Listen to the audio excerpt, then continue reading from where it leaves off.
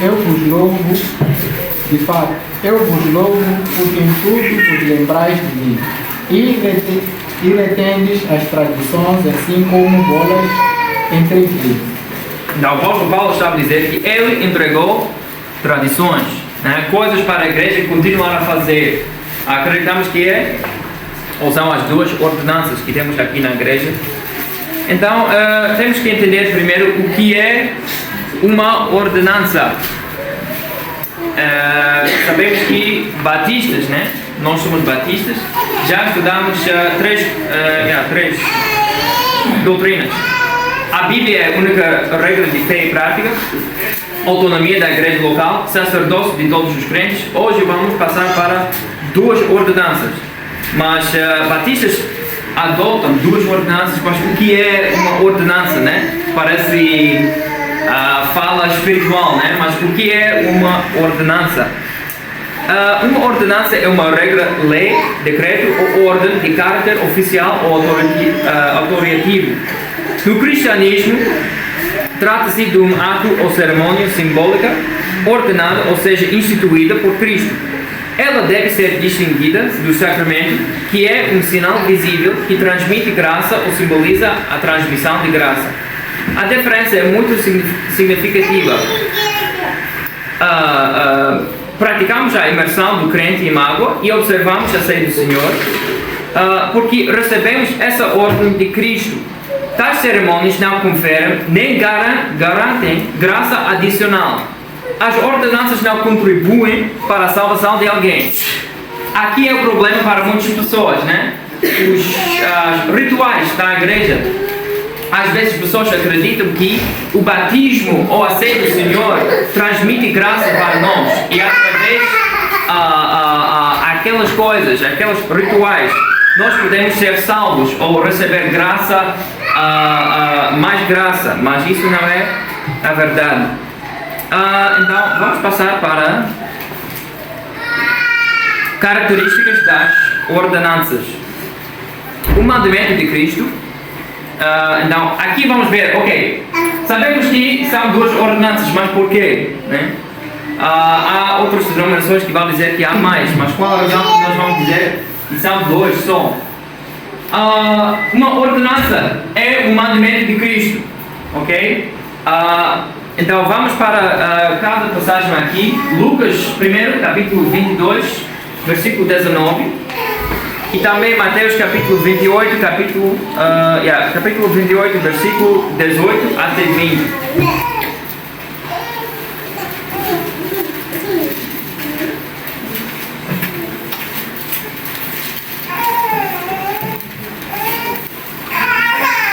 Ok, Lucas capítulo 22, versículo 19. Quando alguém chegar, pode ler, por favor.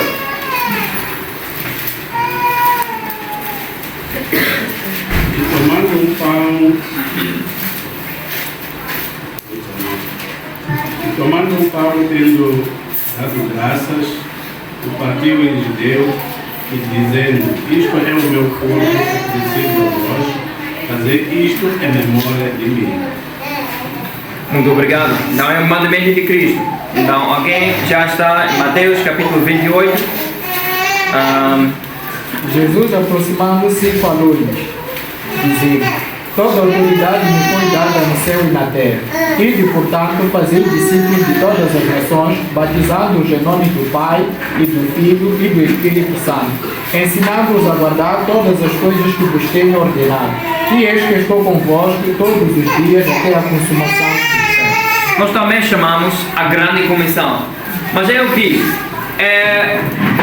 O batismo e a ceia do Senhor são coisas que Cristo ordenou para a igreja continuar a fazer. Então por isso vamos dizer que é uma ordenança, porque o nosso Senhor e Salvador disse que nós vamos continuar a fazê-lo até Ele voltar, né? Até Ele voltar.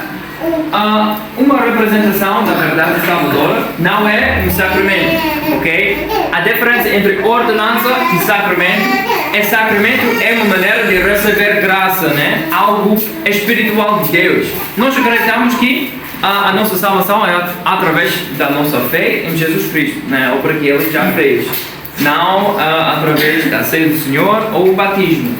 Mas isso não significa que batismo e a ceia do Senhor não são importantes, né? Porque Cristo nos ordenou para continuar a fazer estas coisas. É explicado no Novo Testamento, lembra-se da primeira doutrina distintiva, que é a autoridade final da Bíblia. Então é explicado no Novo Testamento. Outros grupos vão dizer, mas através da história da igreja, né, nós adicionamos algumas coisas e hoje estamos a fazer, temos 7 sacramentos.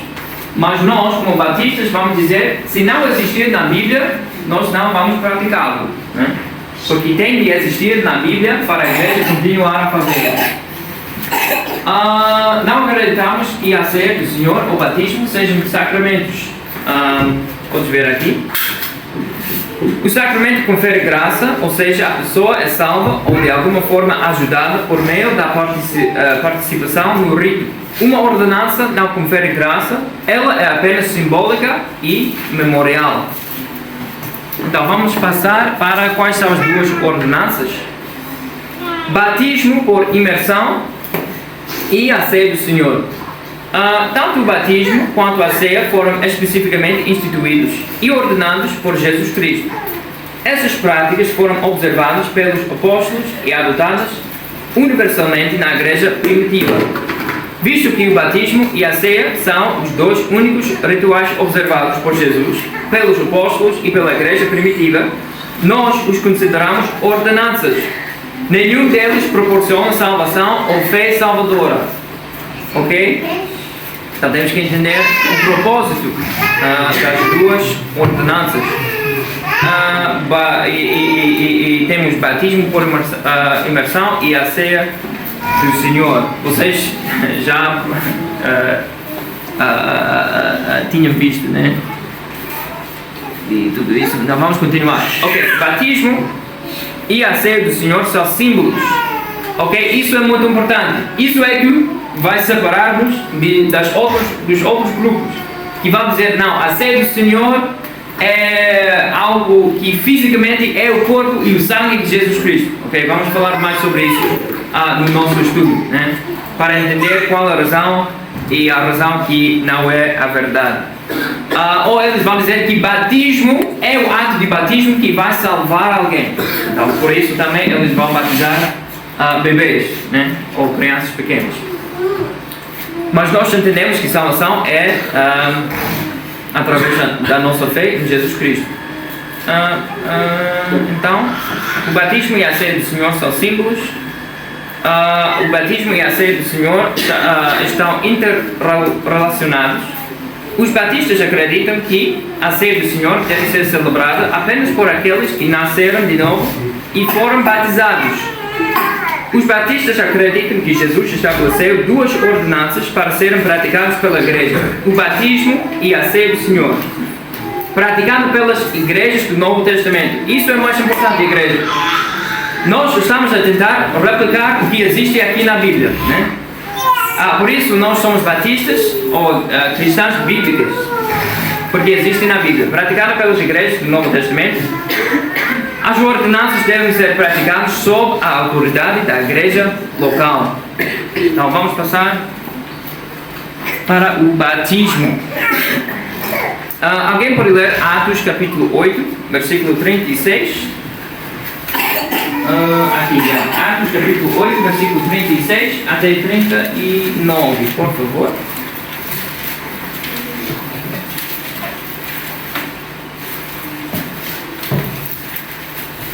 Seguindo eles caminho fora, chegando a certo lugar onde havia água, disse o eunuco: Eis aqui água, que impede que seja eu batizado? Filipe respondeu: É lícito, se crês de todo o coração. E respondendo ele, disse: Creio que Jesus Cristo é o Filho de Deus. Então, mandou parar o carro, ambos desceram a água e Filipe batizou o eunuco. Muito obrigado. Ok, aqui temos uma representação muito clara, né, na Bíblia sobre batismo. Ele creu em Jesus e Filipe disse: Ok, podemos parar. E depois eles entraram juntos nas águas, né? O Filipe, ele não tirou um pouco de água, né, e esperou aquela pessoa, né? Eles entraram na água e foram batizados. Ele foi batizado por imersão. Então, isso é o exemplo que nós temos do Novo Testamento. Então, para mudar alguma coisa, é para fazer alguma coisa que não existe na Bíblia. Por isso, nós batizamos por imersão. O batismo é uma representação simbólica da obra de Cristo na sua morte, sepultamento e ressurreição, e a sua aplicação em nosso viver diário. Cremos que o batismo faz parte da grande comissão de Cristo. Em Mateus, já lemos.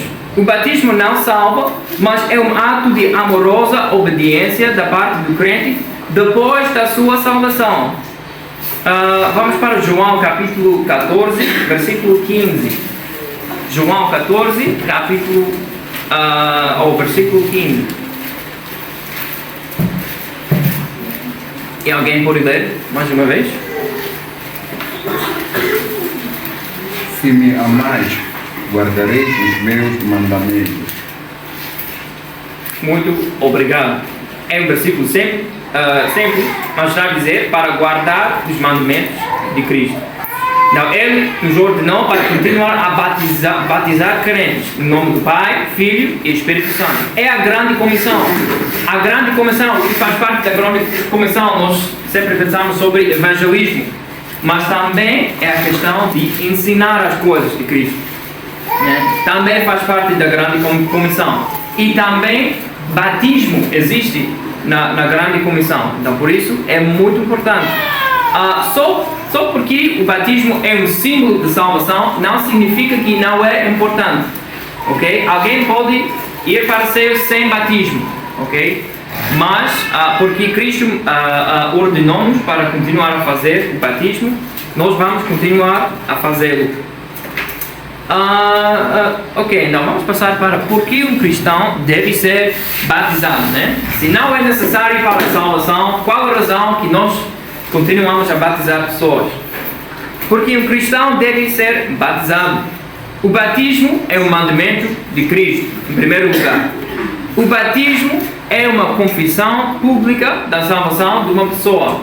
O batismo identifica você com uma igreja e uma doutrina. Quer dizer que batismo é uma representação física da verdade espiritual que já aconteceu. É uma forma de demonstrar para todo mundo, né? A igreja, outras pessoas, que você está a identificar-se com a igreja e a doutrina de Cristo. E normalmente o que nós fazemos é que vamos dar um relatório ou alguma coisa, né? Sobre o seu testemunho antes de ser batizado. Para clarificar que o batismo não é o que vai nos salvar, mas é a nossa fé em Jesus Cristo, né? Então, eu já sou salvo. Então, agora, o batismo, estou a identificar-me com Cristo. O exemplo que eu gosto de dar, né, quando eu falo sobre batismo, é casamento, né? Nós usamos anéis com casamento. O batismo é a mesma coisa, muito similar. O anel é usado para representar casamento e identificar-te com a sua esposa ou o seu marido. O anel é algo físico, né, que representa a verdade espiritual. É a mesma coisa com o nosso batismo. Posso ser casado sem o anel? Sim. Posso ter um anel sem casamento? Sim. O que é mais importante é o próprio casamento e não a representação desta verdade. Mas ainda assim, ambos são importantes, né? Então, o anel é uma representação que eu sou casado, né? Eu posso sair à minha casa, eu posso esquecer o meu anel algum dia, mas não quer dizer que eu não sou casado com amor, ok? Ela vai provavelmente ficar zangada, né? Porque eu saí de casa sem o meu anel, então quer dizer que eu não quero identificar-me com a Morgan. Ela vai dizer, mas por quê? É a mesma coisa com um crente que vai dizer, não, eu sou salvo, mas não quero ser batizado. Não faz sentido. Você não quer afiliar-se com a igreja de Cristo, ou o corpo de crentes de Cristo, ou a igreja, ou a doutrina de Cristo. Não faz sentido. A mesma coisa com nós, casamento e o anel. Sem o anel, eu ainda sou casado. É uma verdade espiritual que existe, né, para sempre. Eu sou casado, sem anel. E você pode levar o meu anel, né? pode me roubar, né, com este anel e usar este anel, mas você não é casado com a minha esposa. Porque é uma verdade espiritual entre eu e a minha esposa, mas o anel é uma representação que eu sou casado com a minha esposa. Ok? Batismo é a primeira ordenança. Batizamos porque o Senhor Jesus ordena aos crentes que sejam batizados e batizem outros. O padrão do Novo Testamento é a fé seguida pelo batismo. Todos os crentes devem ser batizados. Já lemos aquele versículo. Batizamos por imersão porque o significado da palavra batizar é imergir. Batizamos por imersão devido ao simbolismo apresentado nas Escrituras. Vamos para Romanos capítulo 6. Romanos capítulo 6.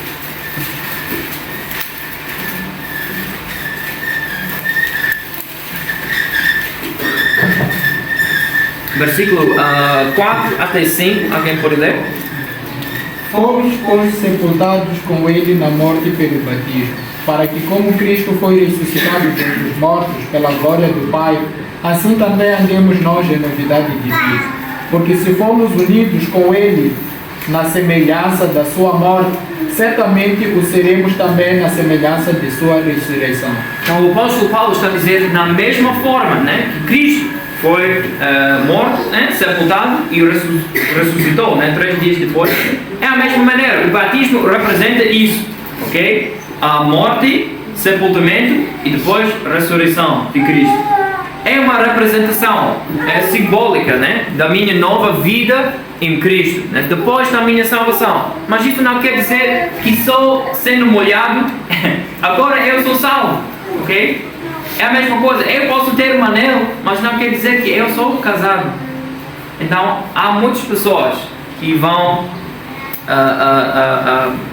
não entender muito bem esta doutrina, mas é muito importante. Batizamos por imersão devido à prática da igreja primitiva, que era obviamente por imersão. E temos muitos versículos aqui, mas por causa do tempo, não temos bastante tempo para lermos todos, né? Uma imagem muito clara é vista em Atos, acabamos de ler, Atos capítulo 8, Filipe, que batizou aquela pessoa que aceitou Cristo primeiro.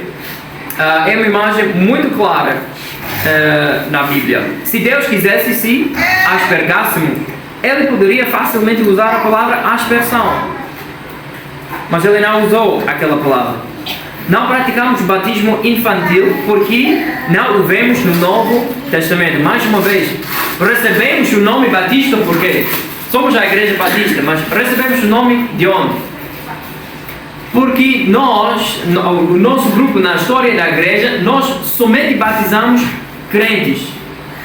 Somente batizamos crentes. E a Igreja Católica e outros grupos estão a dizer: vocês estão a batizar pessoas que já foram batizados há muito tempo, né? Quando eram crianças.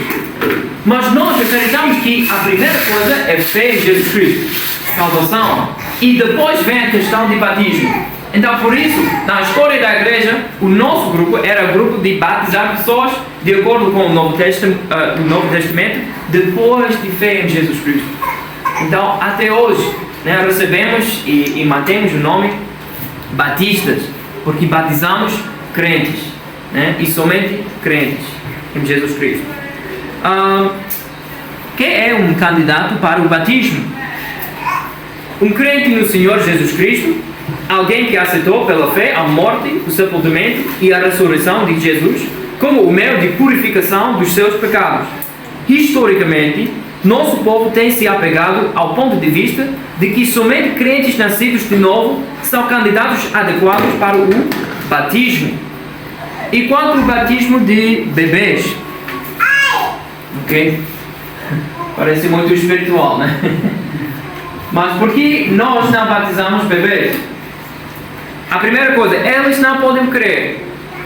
Se nós vamos adotar que a doutrina de batismo vem depois de fé em Jesus Cristo, um bebê não pode crer. Não sabe de nada, né? Só sabe de ele precisa de comer, precisa de dormir, só. Né? São bebês. Não há registro no Novo Testamento de que isso tenha ocorrido.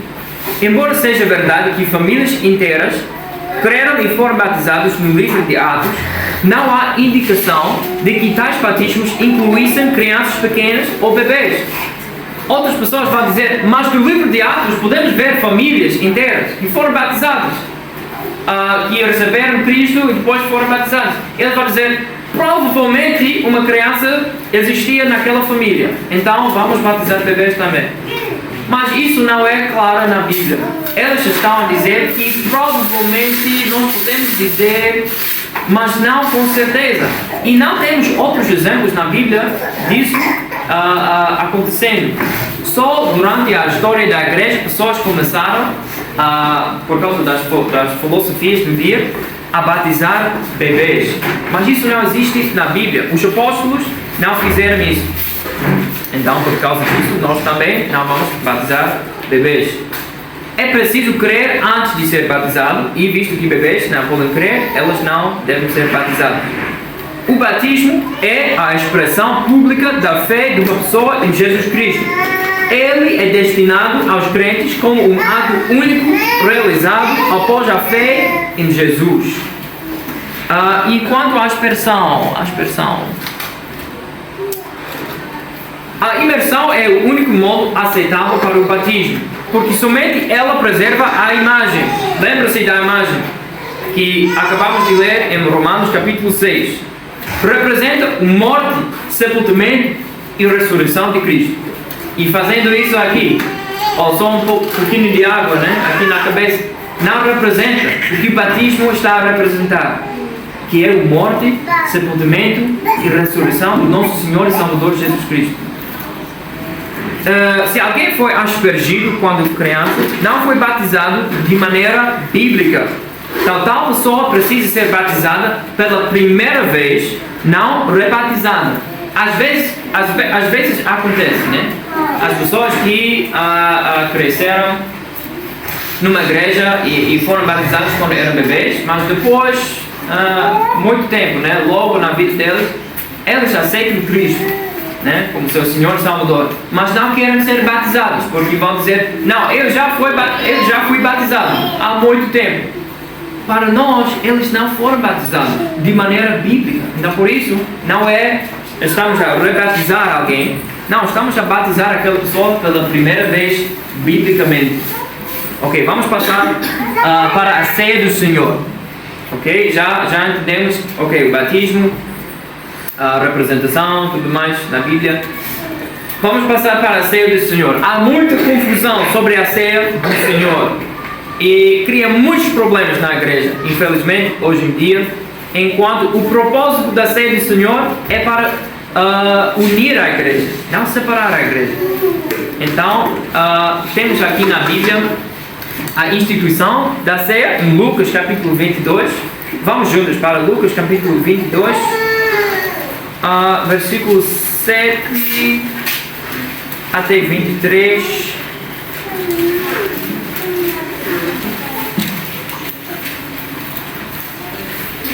E aqui podemos ver a ceia do Senhor.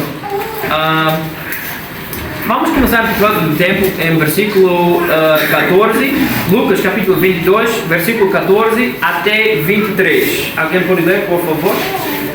Chegada a hora, pôs-se Jesus à mesa, e com ele os apóstolos. E disse-lhe: tenho desejado ansiosamente comer convosco esta Páscoa, antes do meu sofrimento. Pois vos digo que nunca mais a comerei, até que ela se cumpra no reino de Deus. E, tomando um cálice, havendo dado graças, disse: recebei e reparti entre vós. Pois vos digo que ele agora em diante não mais beberei do fruto da videira, até que venha o reino de Deus. E, tomando um pão, tendo dado graças, o partiu e lhe deu, dizendo: isto é o meu corpo, oferecido por vós, fazei isto em memória de mim. Semelhantemente, depois de cear, tomou o cálice e dizendo: este é o cálice da nova aliança, no meu sangue derramado em favor de vós. Todavia, a mão do traidor está comigo à mesa. Porque o Filho do Homem, na verdade, vai segundo o que está determinado. Mas, ai daquele por intermédio de quem ele está sendo traído. Então, começaram a indagar entre si quem seria dentre eles o que estava para fazer isto. Ok, muito obrigado. Ok, no fim do versículo 19, podemos ver Jesus que está a descrever o propósito da ceia do Senhor. Ele diz: fazer isto em memória de mim. Então, infelizmente, vamos examinar outras escrituras que vão criar mais confusão sobre este tópico. Mas Jesus, mesmo Jesus, explicou muito claro o propósito da ceia do Senhor. Fazer isto em memória de mim.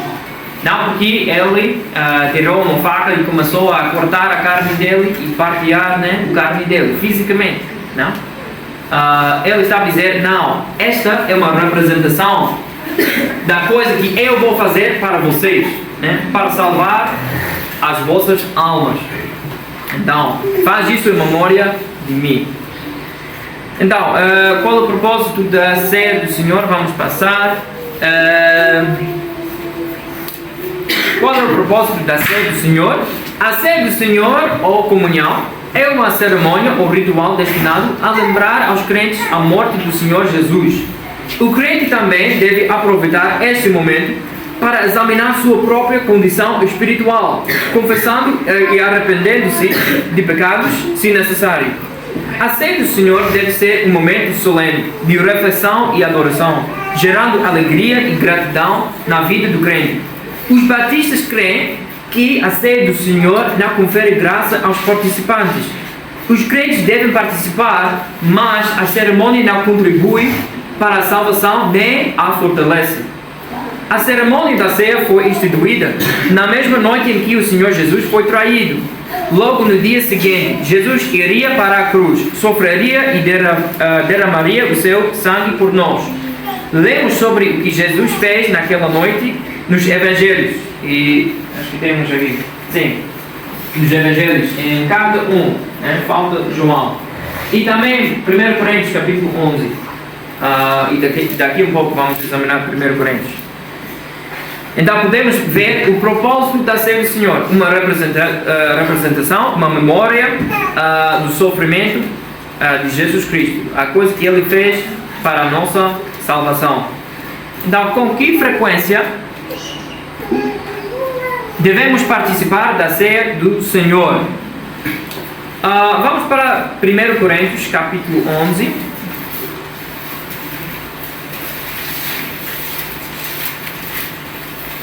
Primeiro Coríntios capítulo 11.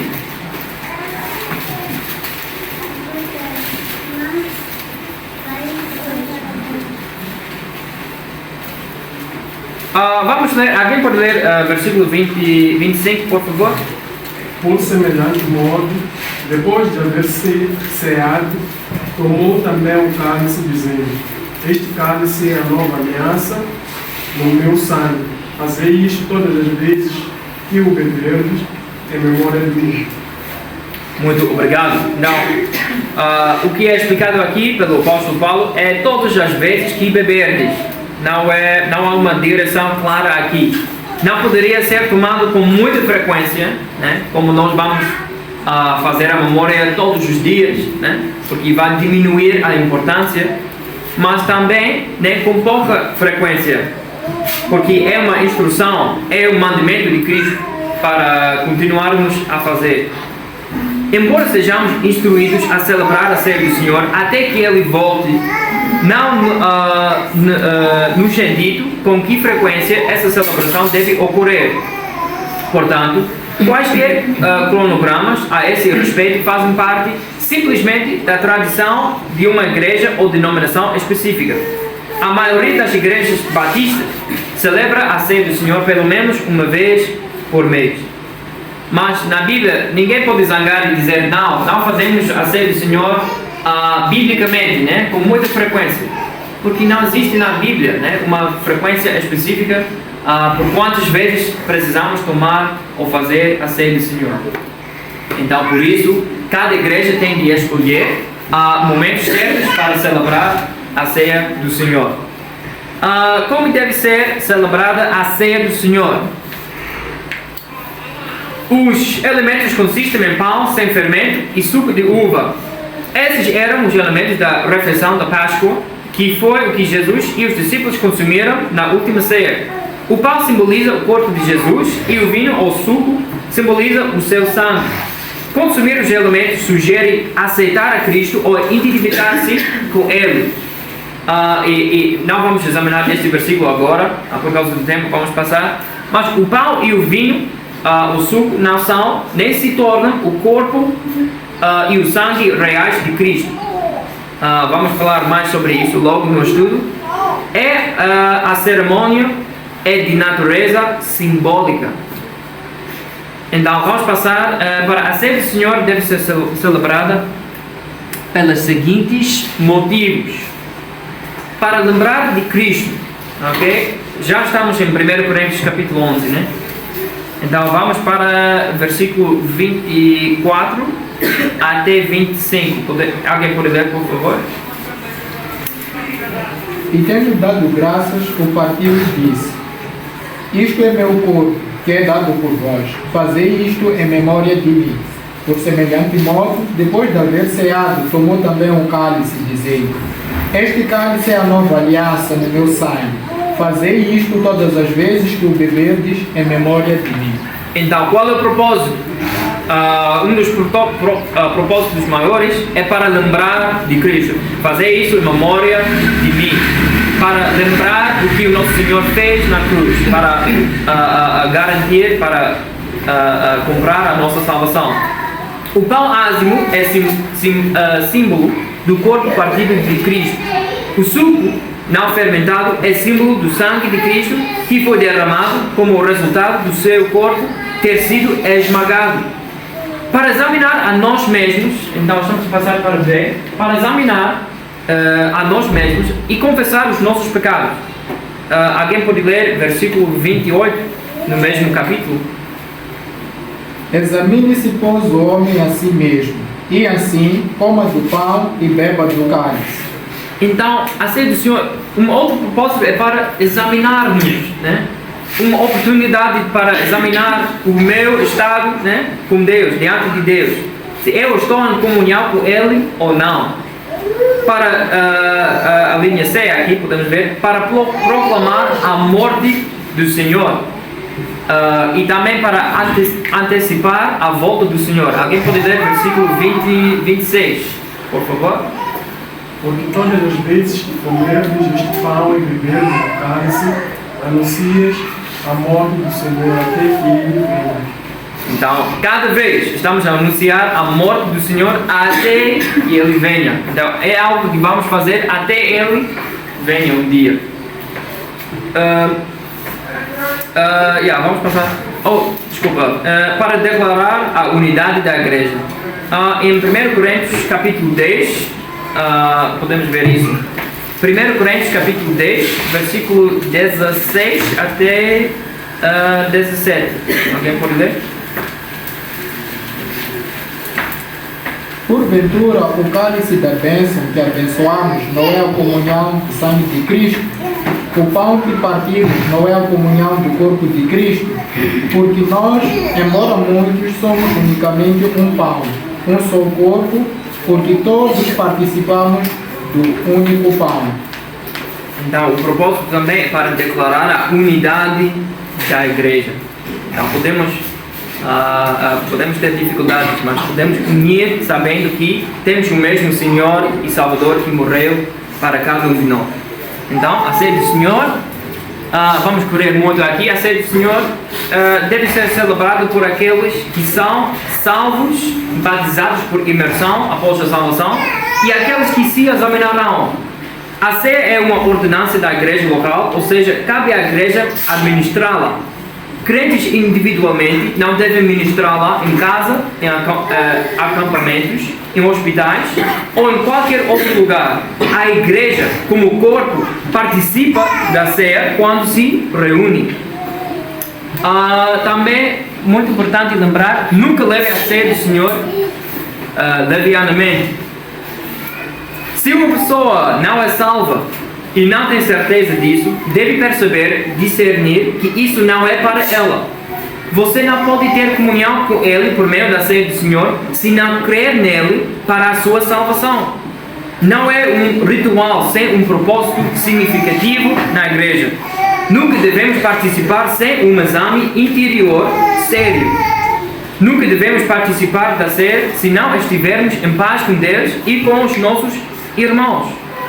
É um chamado ao arrependimento e à unidade dentro da igreja, enquanto refletimos sobre o sacrifício de Cristo. É um tempo de alegria, mas alguém que não tem a certeza sobre a sua salvação, é melhor não participar. Se participarmos da ceia indignamente, seremos castigados. Vamos para 1 Coríntios mais uma vez, capítulo 11. 1 Coríntios capítulo 11, versículo 29. Alguém pode ler, por favor? Pois quem come e bebe sem discernir o corpo, come e bebe juízo para si. Muito obrigado. E também pode ler versículo 30. Eis a razão porque há entre vós muitos fracos e doentes, e não poucos que dormem. Então a palavra usada aqui se refere a julgamento ou ser castigado. É a ideia de ser condenado ou levado a julgamento sob acusação e considerado culpado. Esse julgamento ou castigo era sério. Os salvos não perderão a salvação.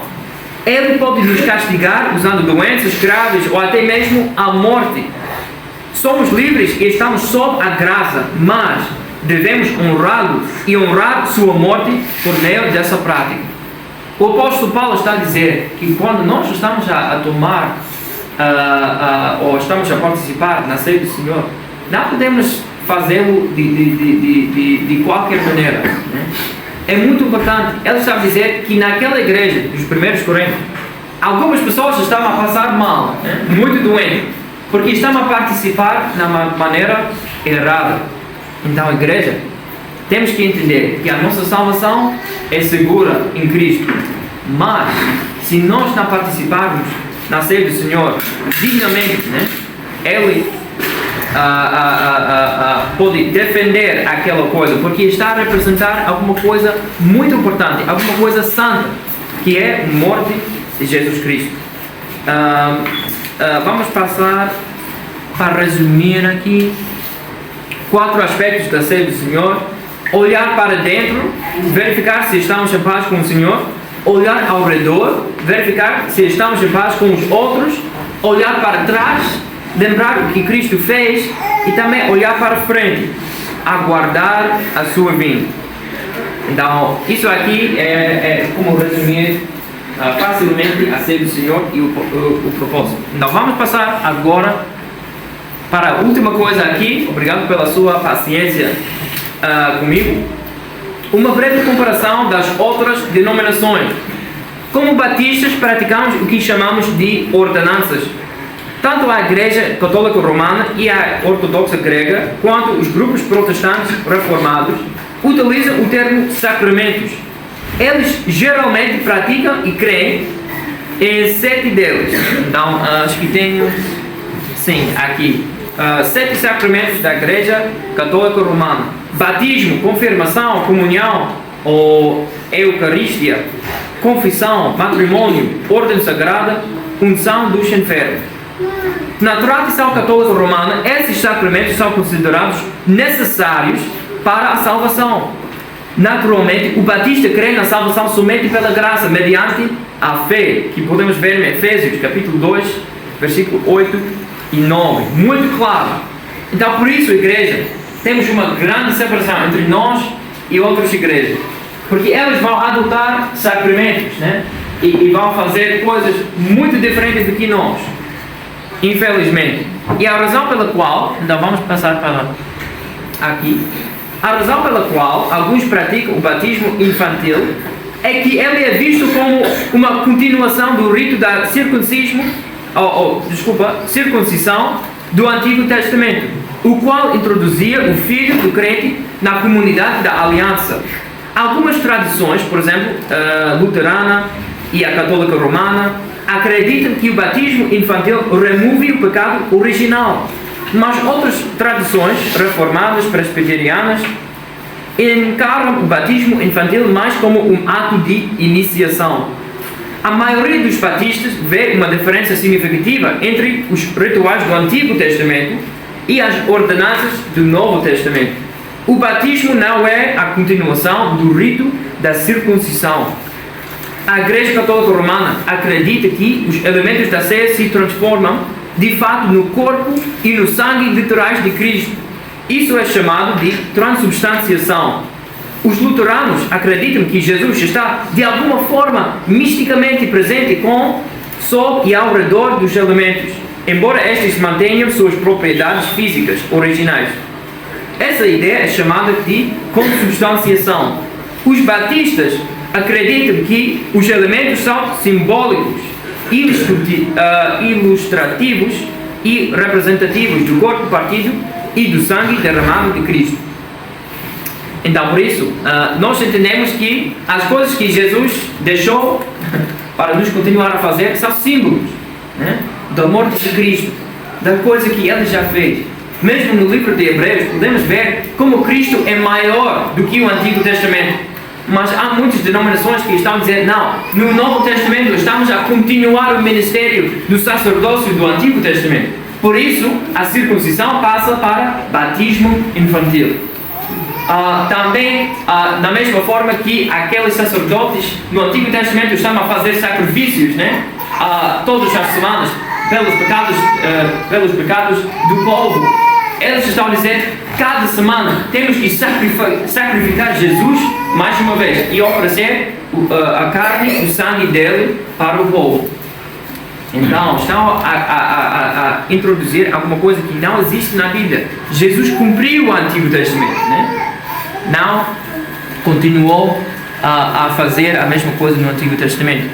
Então, agora vamos passar para um versículo que algumas pessoas acreditam que é difícil, para dizer que na ceia do Senhor é só um símbolo, quando Jesus disse e afirmou, isto é o meu corpo e isto é o meu sangue. Então vamos para João capítulo 6. João capítulo 6. Com muitas coisas na Bíblia que parecem difíceis de entender, só precisamos ver o contexto. Precisamos ver o contexto da passagem para entender melhor o que Jesus estava a dizer. Então vamos, João capítulo 6, versículo 53 até 54. Alguém pode ler, por favor? Respondeu-lhe Jesus, em verdade vos digo, se não comerdes a carne do Filho do Homem e não beberdes o seu sangue, não tendes vida em vós mesmos.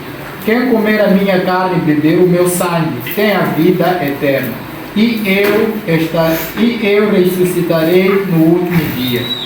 Então, eles vão dizer, é claro aqui, né, que Jesus está a dizer, vocês têm que comer a minha carne e beber o meu sangue, fisicamente. Ok? Eles vão dizer, não, Jesus é muito claro aqui, né? A ceia do Senhor é literalmente sangue do corpo de Cristo. Mas posso dar um exemplo aqui. Suponha que um homem tenha uma imagem, uma fotografia da sua esposa. Certo dia, ele a mostra a um amigo e diz, veja, esta é a minha esposa. O que ele quer dizer? Obviamente, ele não quer dizer que aquele pequeno pedaço de papel fotográfico seja de fato sua esposa. Ele está apenas usando uma figura de linguagem comum chamada metáfora. O que ele realmente quer dizer é, isto representa a minha esposa. Esta é uma imagem da minha esposa. Ao olhar para esta imagem, você se lembrará da minha esposa. Foi exatamente isso que Jesus quis dizer. Jesus disse, isto é o meu corpo. E o significado dessas palavras é, este pão representa o meu corpo. Este pão é uma imagem, símbolo do meu corpo. Ao olhar para este pão, você se lembrará do meu corpo e daquilo que eu fiz por você quando eu morri na cruz. Quando Jesus disse, isto é o meu corpo, isso precisava ser simbólico, pois o seu corpo estava ali mesmo, separado do pão naquele momento que ele instituiu a ordenança na última ceia. Não, quando Jesus instituiu a ceia do Senhor, ele estava com os discípulos. Não, para dizer que o pão e o sumo realmente são carne e sangue de Jesus, quer dizer que naquele momento, como eu expliquei, ele tirou uma faca, né, e começou a partilhar a carne dele, fisicamente, porque ele estava com eles, né, diante deles, fisicamente, mas ele não fez isso. Ele usou pão e sumo e disse, isto é, da mesma forma eu posso dizer, isto, tenho uma folha aqui, isto é a minha esposa, mas a minha esposa está ali, ok? Mas é uma representação da minha esposa, ok? Da mesma forma. Podemos entender melhor o contexto de acordo com a Bíblia. No mesmo capítulo, vamos para versículo 47. Alguém pode ler 47 até 51, por favor? Em verdade, entre mim tem a liberdade. Eu sou o pão da vida. Os pais comeram maná no deserto de Moreira. Até 51, por favor. Este é o pão que desce do céu, para os outros dele comer não perecer.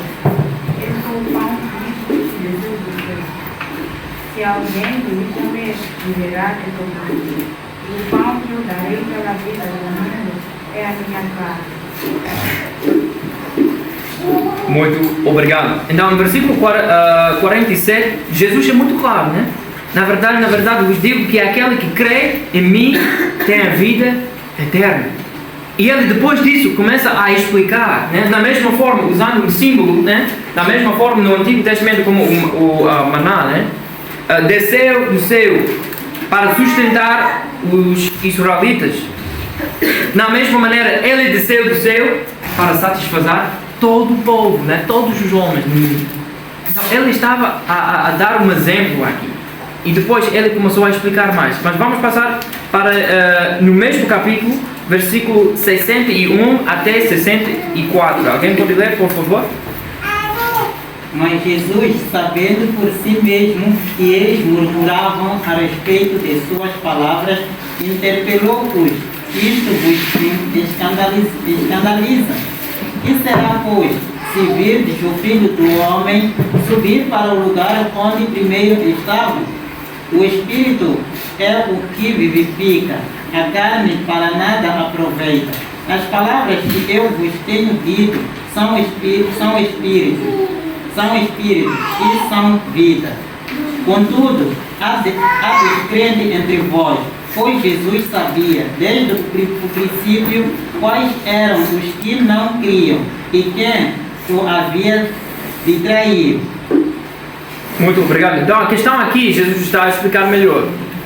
Ele estava a dizer, versículo 63, o Espírito é o que vivifica, a carne para nada aproveita. Ok? Ele está a explicar melhor aqui. A carne dele não é o que vai aproveitar, não vai fazer nada. São as palavras, né? O Espírito é o que vivifica. As palavras que eu vos digo são Espírito e vida. Ele está a dizer que o sacrifício que ele vai dar, né, naquele dia, na cruz, naquela verdade, na palavra dele, é Espírito, é o que vivifica. E a carne para nada aproveita. Então aqui Jesus é muito claro. Mas vocês vão enfrentar isso. Pessoas vão usar aqueles versículos e dizer: olha aqui, Jesus disse que temos que comer fisicamente carne e sangue dele. Mas ele explicou na Bíblia o que isso significa para nós. Okay? Então temos que ter muito cuidado, porque pessoas podem usar a Bíblia para dizer coisas que não existem na Bíblia. Então, para concluir, estudamos hoje a quarta doutrina distintiva dos batistas, que é as duas ordenanças, o batismo e a ceia do Senhor. São cerimônias importantes administradas pela igreja local.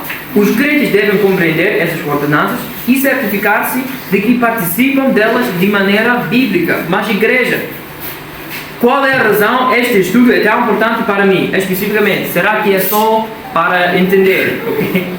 Não. Porque eu tenho de defender a minha fé e saber as razões pelas quais nós praticamos as duas ordenanças da igreja local. Tenho que me examinar para verificar o meu coração diante de Deus sobre este tópico. Será que eu também participo das duas ordenanças que Ele já estabeleceu? A igreja local é o lugar que vai aplicar este estudo. É a responsabilidade de cada um de nós praticar corretamente cada ordenança que o Senhor nos deu. Se você está aqui hoje e não está a viver a sua vida cristã como a Bíblia descreve que tem de ser, você ainda tem uma oportunidade de se arrepender e voltar para Jesus Cristo. Deus quer que cada um de nós sejamos fortes e bem estabelecidos na palavra de Deus e o ministério que Ele nos deixou aqui para fazer. O prático destas duas ordenanças mostra a saúde da igreja local. Se nós não as praticamos, isso mostra a nossa fraqueza espiritualmente. Para praticar a ordenança de batismo, por exemplo, significa que a igreja local está a fazer a sua responsabilidade de evangelizar os perdidos. Que Deus nos ajude para termos um grande desejo para mostrarmos ao mundo como bom o nosso Senhor tem sido nas nossas vidas e entender a nossa responsabilidade como igreja local implementar as duas ordenanças de Cristo. Igreja, eu sei que é informação, existe na Bíblia, mas a verdade é que é muito importante para nós crescermos espiritualmente, entender as razões pelas quais nós não vamos dizer que é literalmente a carne e o sangue de Jesus. Qual a razão? Quando nós começamos a evangelizar, que nós só adotamos duas ordenanças, mas também que será que cada um de nós estamos a participar de maneira bíblica em cada um delas. É por causa disso que o estudo é muito importante.